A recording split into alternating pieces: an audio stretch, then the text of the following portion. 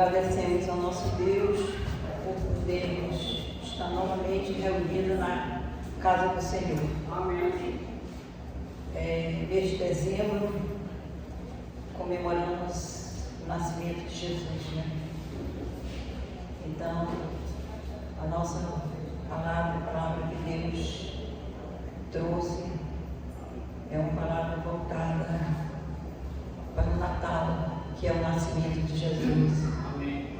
Antes de começarmos a palavra, vamos fechar nossos olhos, vamos fazer uma pequena oração. Senhor nosso Deus, nós estamos chegando nos últimos dias, Senhor, do ano. Amém. Mas nós continuamos, Pai, carecendo da Tua graça e da Tua misericórdia. Por isso, Senhor, viemos te pedir que o Senhor continue manifestando a Sua presença, o Seu Santo Espírito entre nós. Amém. Rogamos, Senhor, dos altos dos céus, que o Senhor envie o Seu Santo Espírito, o Seu alimento, que é a Sua Santa Palavra, viva e eficaz, que vai ser administrada agora através de mim. Que o temor do Senhor tome conta dos nossos corações e da nossa mente. Que nenhum coração permaneça duro, Pai, diante da Tua palavra. Que Jesus Cristo seja exaltado neste púlpito em nossas vidas. Amém? Amém. Então, Natal, né, gente? Época de festa, muitas comemorações. E nós perguntamos, nós que conhecemos a palavra de Deus, nós perguntamos qual é o verdadeiro sentido do Natal para aquele que conhece a palavra do Senhor e que procura praticar a palavra do Senhor. Nós sabemos que o Natal ela é uma data de um feriado que é comemorado mundialmente, né? É uma data especial de reencontros com as famílias, com os amigos.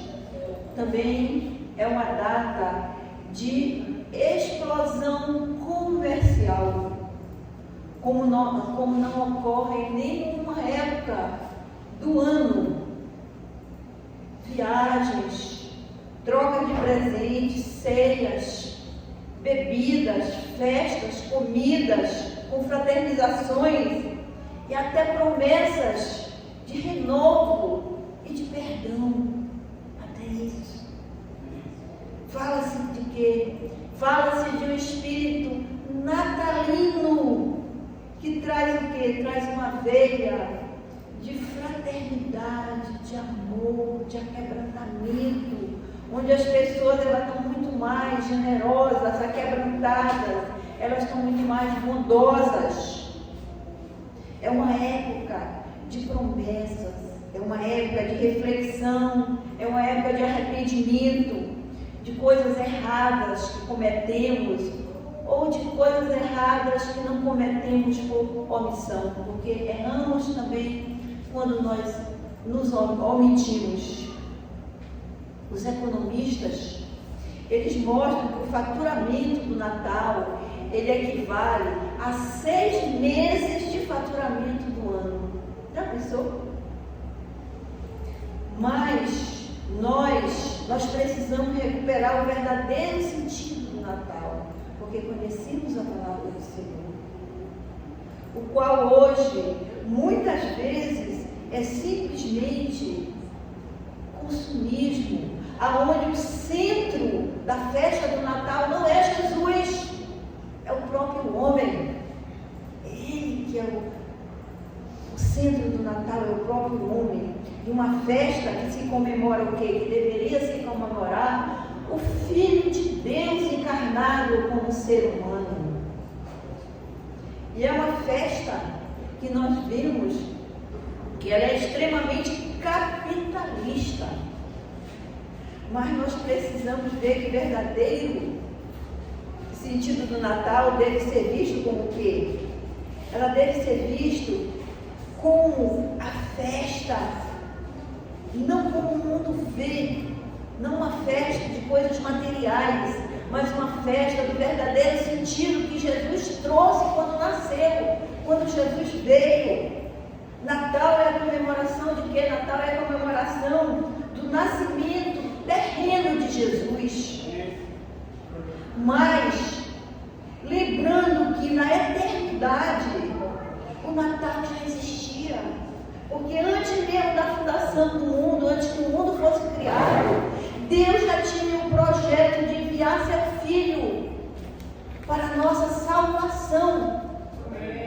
Deus já tinha um projeto de enviar o seu Filho para nascer aqui entre nós, que se formou como ser humano, de nascer e morrer por mim e por você. Isso já era projeto de Deus. Qual foi o contexto que Jesus nasceu? O contexto que Jesus nasceu, nós podemos tirar alguns exemplos para a nossa vida. Jesus como rei, ele não nasceu como rei segundo os costumes da terra. Jesus, ele nasceu num contexto de extrema humildade, numa manjedoura. O que era essa manjedoura? Um lugar destinado para os animais. Então, essa maneira como Jesus nasceu reflete o quê? Reflete a forma de como Deus se manifesta para o homem, com simplicidade, com humildade, nos dando esse exemplo que devemos ser simples, humildes. Lucas, capítulo 2, versículo 7, o que ele nos diz? E ela deu à luz a seu filho primogênito, enfaixou-o e o deitou numa manjedoura, porque não havia lugar para ele nas hospedarias. Então, o nascimento de Jesus, olha só, o maior acontecimento de toda a história, ocorreu na mais humilde das circunstâncias. Ele foi colocado numa manjedoura, porque não havia lugar nas hospedarias para ele. Apesar de Jesus ser rei, ele não nasceu como rei, ele não viveu como rei de acordo com os padrões terrenos. E nós, povo de Deus, nós devemos seguir esse exemplo de humildade que Jesus deixou para nós. Esse exemplo que Jesus deixou para nós de humildade. A missão de Jesus prometida desde o Evangelho das Boas Novas, o Evangelho da salvação espiritual através de Jesus. O pecado, meu irmão, é o maior inimigo do homem, é o maior inimigo da raça humana. Por quê? Porque o pecado, ele separa as pessoas de Deus e destrói a vida eterna das pessoas. No entanto, eu quero te dizer, viu, meu irmão? Eu quero te dizer, você que está aqui me ouvindo, que você está me escutando. No entanto, Jesus, ele quebrou o poder do pecado. Glória a Deus. Ele sacrificando a sua própria vida e pagou a penalidade das nossas ofensas, da minha, das suas ofensas, dos nossos pecados. O verdadeiro sentido do Natal é a manifestação do amor de Deus por nós. Deus amou tanto o mundo que ele deu o seu único filho por nós, seu filho unigênito. Não é isso que João 3 nos diz? Deus amou tanto o mundo que ele deu o seu único filho por nós, para nos dar vida eterna, para nos dar perdão, para nos dar salvação. O propósito do Natal, meus irmãos, com o nascimento de Jesus veio o quê? Veio para cumprir as profecias do Antigo Testamento. Se nós formos examinar Isaías, capítulo 7, versículo 14, ele diz o quê? Portanto, o mesmo Senhor vos dará um sinal. Eis que uma virgem conceberá e dará à luz a um filho. Será o seu nome Emanuel. Olha, preste atenção aqui, nesse versículo. O que Deus está dizendo? É a mãe de Jesus, Maria ou José, que vai botar o nome dele, de Jesus? Não. Ele está dizendo o quê? Eis que a virgem conceberá e dará à luz a um filho. Será seu nome Emanuel? Então Jesus veio para cumprir as promessas lá no Antigo Testamento. Jesus veio para cumprir as promessas antes da fundação do mundo. O Natal, ele veio para revelar o plano da salvação de Deus para a humanidade. Jesus veio não apenas para nascer, mas ele veio para morrer pelos pecados do mundo. Mateus capítulo 1, versículo 21. O que ele nos diz? E ela dará à luz a um filho e lhe porá o nome de Jesus. Então, mais uma vez, Deus já está dizendo como será o nome desse menino. E ela dará à luz a um filho e lhe porá o nome de Jesus, porque ele salvará o seu povo dos seus pecados. Glória a Deus. Então, o nome Jesus é a forma grega da palavra hebraica Yeshua, que significa o quê? Significa o Senhor salva. O significado dessa palavra Yeshua, traduzido para Jesus, o Senhor salva. Então, a missão de Jesus veio para nos salvar.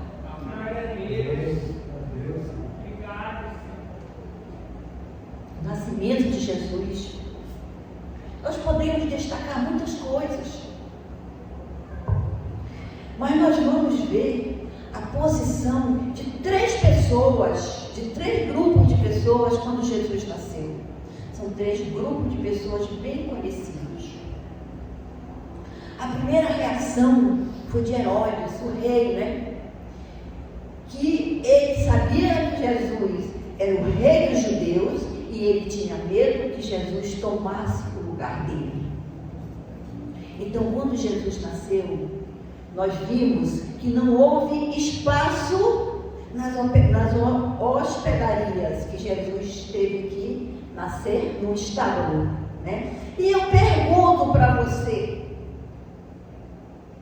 assim como Herodes tinha medo que Jesus tomasse o lugar dele, assim como Jesus não encontrou acolhimento no coração de Herodes, eu pergunto, você, meu irmão, você tem espaço na sua vida, no seu coração? Você tem espaço na sua casa, todos os dias, para você deixar Jesus morar?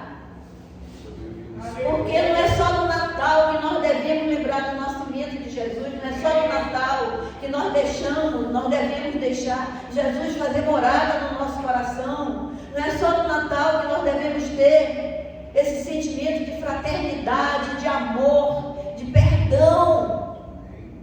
Jesus precisa nascer no nosso coração todos os dias da nossa vida. Todos os dias da nossa vida nós devemos deixar que Jesus faça morada na nossa vida, nas nossas decisões, nos nossos compromissos. Será que você está tão atarefado, cheio de compromissos, de afazeres, que você não tem tempo para ler a Bíblia, que você não tem tempo para glorificar a Deus? Como tem sido as suas atitudes? Ou você lembra de Jesus só no Natal para comemorar o nascimento dele? Reflita. Essa é uma pergunta para nós refletirmos. Como é que nós passamos o ano? O ano está aí, está acabando, falta pouquinhos dias, né? Como é que está a nossa vida? Como é que está o nosso coração? Será que temos feito a vontade de Deus? A Bíblia, ela fala desde o início até o fim em obediência. Glória a Deus. A palavra-chave da Bíblia é obediência.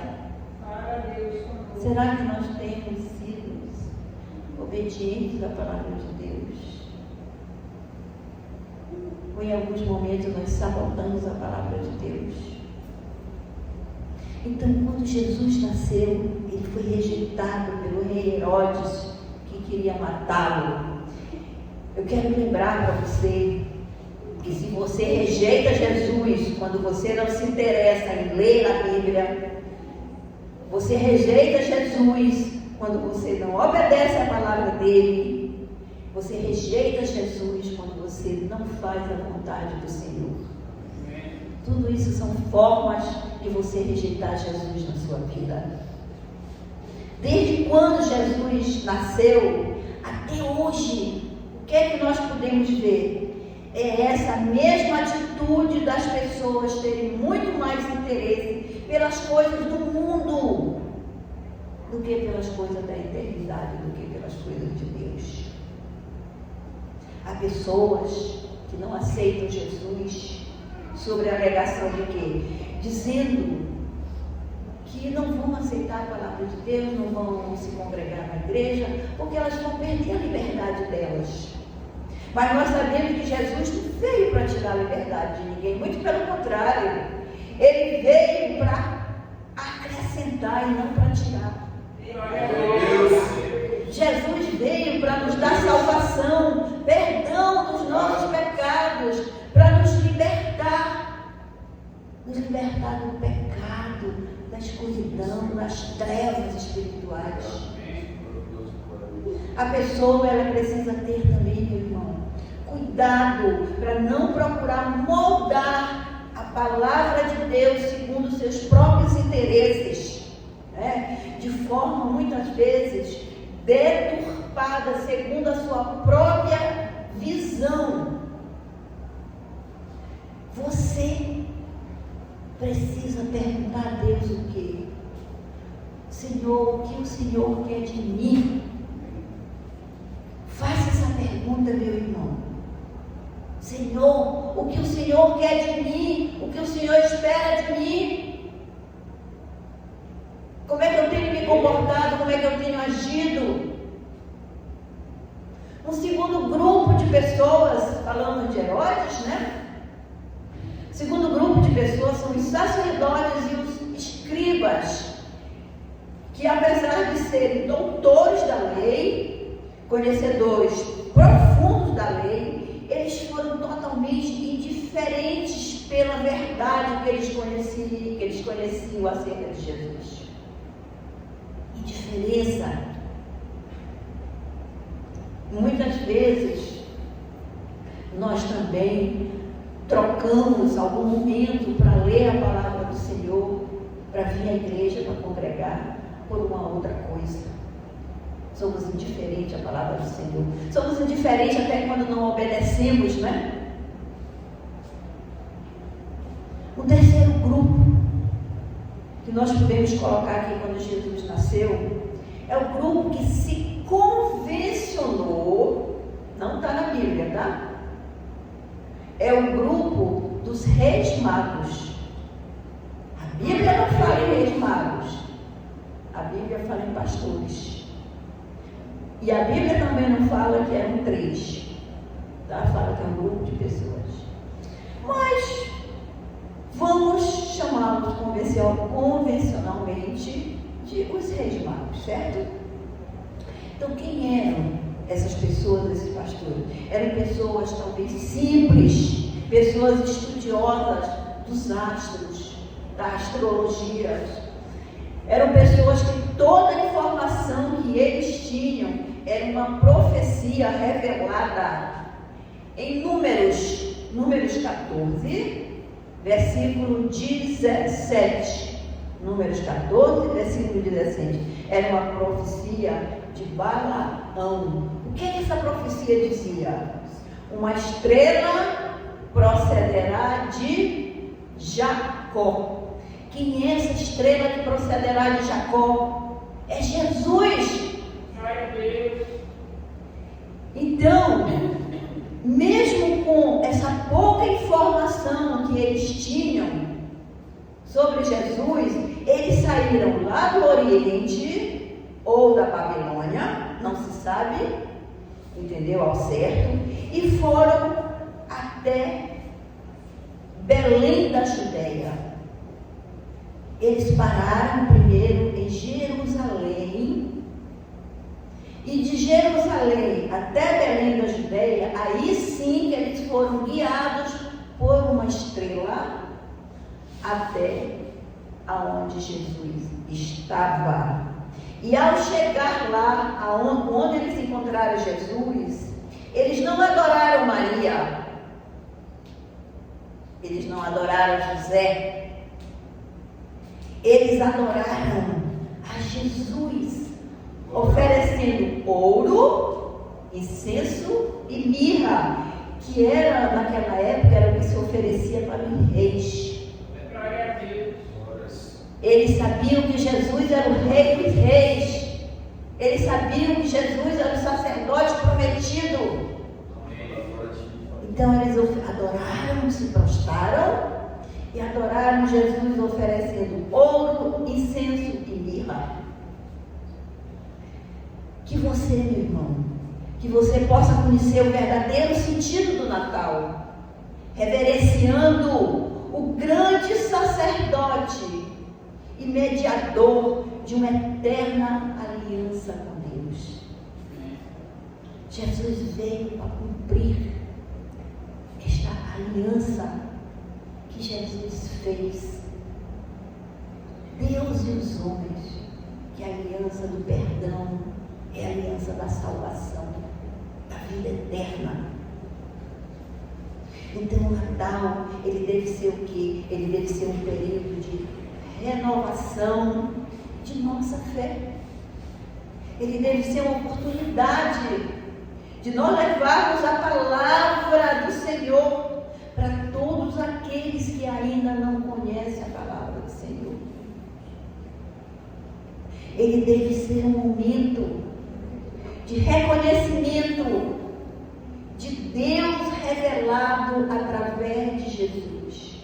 Porque foi através de Jesus que Deus se revelou. Porque nunca ninguém viu Deus pessoalmente, fisicamente. Mas nós vimos Deus fisicamente através de Jesus. Quando Jesus nasceu e foi encarnado humanamente. Então, o que significa o nascimento de Jesus? É muitas coisas, meu irmão. Podemos falar em mais 7 pontos do que representa o nascimento de Jesus. Nós vamos aqui ver inicialmente João, capítulo 1, versículo 14. João 1, capítulo 1, versículo 14. E o Verbo se fez carne e habitou entre nós, cheio de graça e de verdade, e vimos a glória como unigênito do Pai. Então, através de Jesus, nós vemos Deus. Através de Jesus, nós vemos a glória do Pai. E o Verbo se fez carne. Quem é o Verbo? O Verbo é Jesus. E habitou entre nós. Jesus, ele veio o quê? Jesus, ele veio para revelar Deus aos homens. Através de Jesus, Deus se revelou para os homens. João, capítulo 1, versículo 18, ele diz assim: ninguém jamais viu a Deus. O Deus unigênito, está no seio do Pai, é quem o revelou. Jesus. Então, aleluia, vemos Deus através de Jesus, que foi Jesus que revelou a Deus. O segundo ponto, Jesus veio para o quê? Para nos dar vida eterna. Terceiro ponto, Cristo ele veio para fazer aquilo que Adão não fez ou quebrou. Adão, ele foi criado para ser a cabeça da humanidade. Ele foi criado, Adão e Eva foram criados à imagem e semelhança de Deus, que deveria ter reproduzido a linhagem humana, a semelhança de Deus. Mas quando Adão e Eva pecaram, o que é que a Bíblia diz? A Bíblia diz que por meio de um só homem entrou o pecado no mundo. E através do pecado entrou o quê? Entrou a morte que atingiu a todos nós. Mas ele diz também em Romanos, capítulo 5, versículo 12, pelo que, como por um homem entrou o pecado no mundo, e pelo pecado a morte, assim também a morte passou a todos os homens, por isso todos pecaram. 1 Coríntios, capítulo 15, versículo 45, ele diz, assim também escrito, o primeiro homem Adão foi feito alma vivente, o último Adão, porém, é espírito vivificante. O último Adão é considerado na Bíblia quem é? Jesus, que veio com o Espírito que vivifica, que renova, que transforma, que dá vida eterna. Adão veio do pó, mas Jesus ele veio do Espírito que dá a vida eterna a todos que o aceitem como seu Salvador. De Jesus não haveria nenhuma necessidade de nenhum outro além de Jesus. Porque ele veio o quê? Porque Jesus veio para transformar pessoas em semelhança a Deus, quebrada com o pecado de Adão. Romanos 5,17, o que ele nos diz? Se pela ofensa de um a morte reinou, muito mais os que receberam a abundância da graça e do dom da justiça reinarão em vida por meio de um só, aleluia, Cristo Jesus. Aleluia.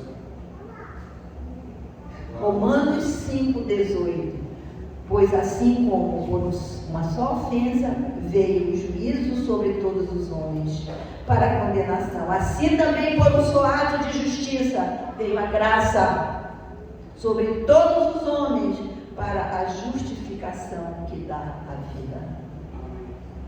Amém, não é? Então Jesus nasce se fazendo carne, se fazendo humano, para nos salvar da consequência o quê? Dos nossos pecados, para nos salvar da morte eterna, que é a consequência dos nossos pecados, é a morte eterna.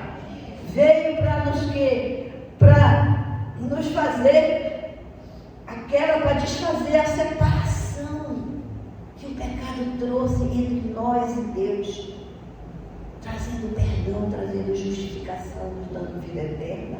Então Jesus veio para quê? Jesus ele veio para vencer o maior inimigo nosso, que é o pecado. Jesus veio para vencer o diabo. Jesus veio para ser o único mediador entre nós e Deus. Não existe outro Deus, não existe outro mediador entre nós e Deus. É só Jesus. Jesus veio para quê? Para nos resgatar da imundícia, do pecado, da escuridão espiritual. Jesus veio o quê? Para nos fazer herdeiros da graça de Deus. É isso que a Bíblia diz, somos herdeiros da graça do Senhor.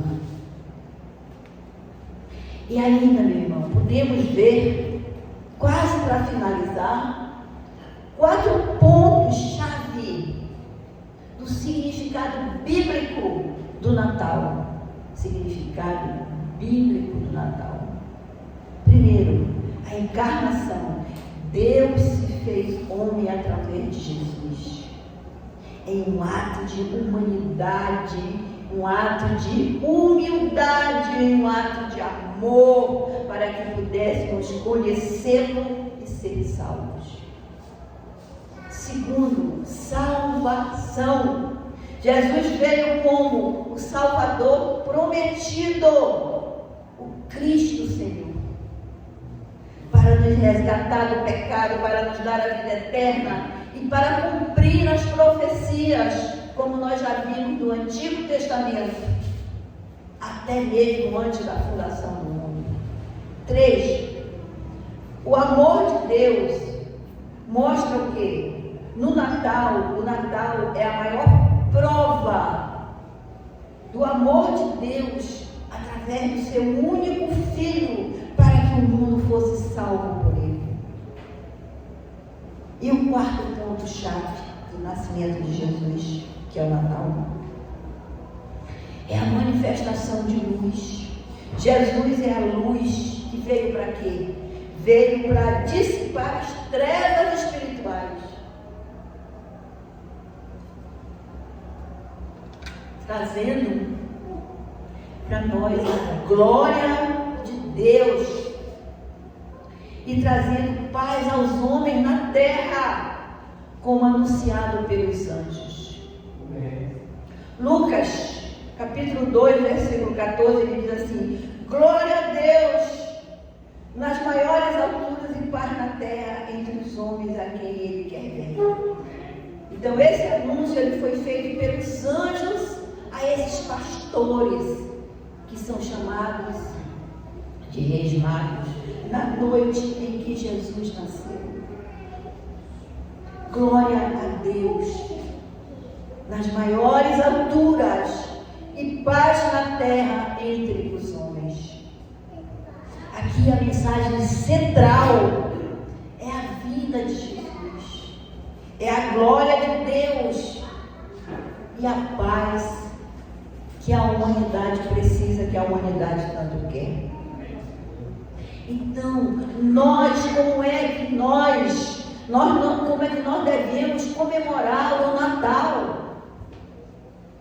Será que é como eu falei lá no início? A Bíblia não diz que é para comemorar o Natal, mas a Bíblia também não condena quem comemora. Agora, precisamos comemorar o Natal segundo a Bíblia, de maneira correta.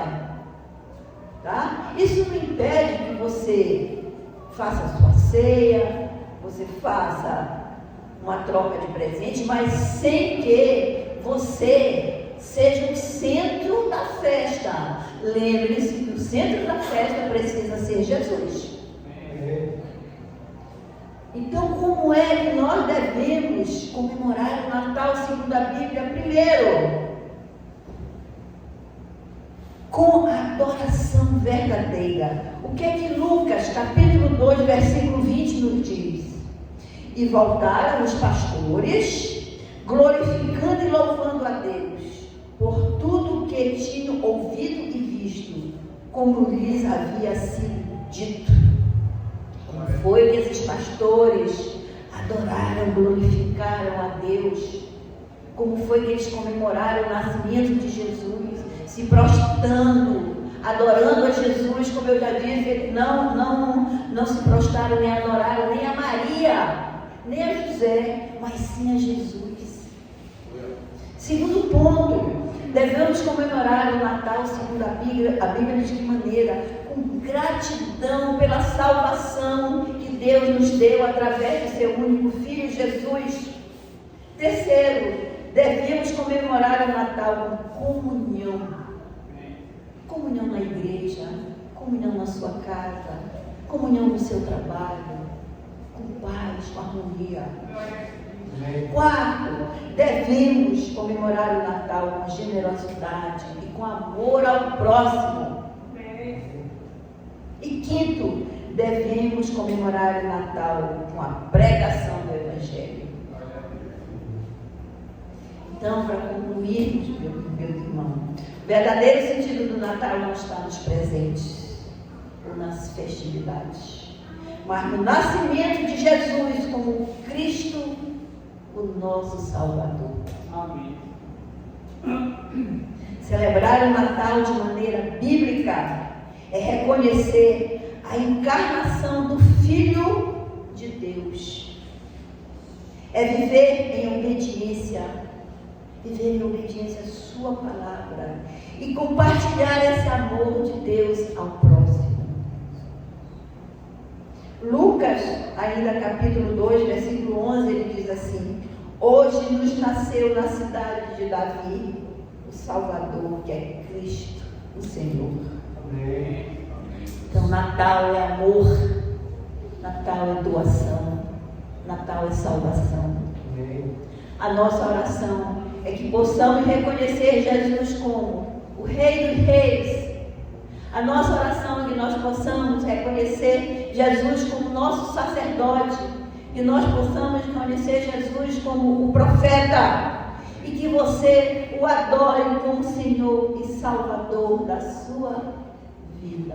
Você diz amém? Amém.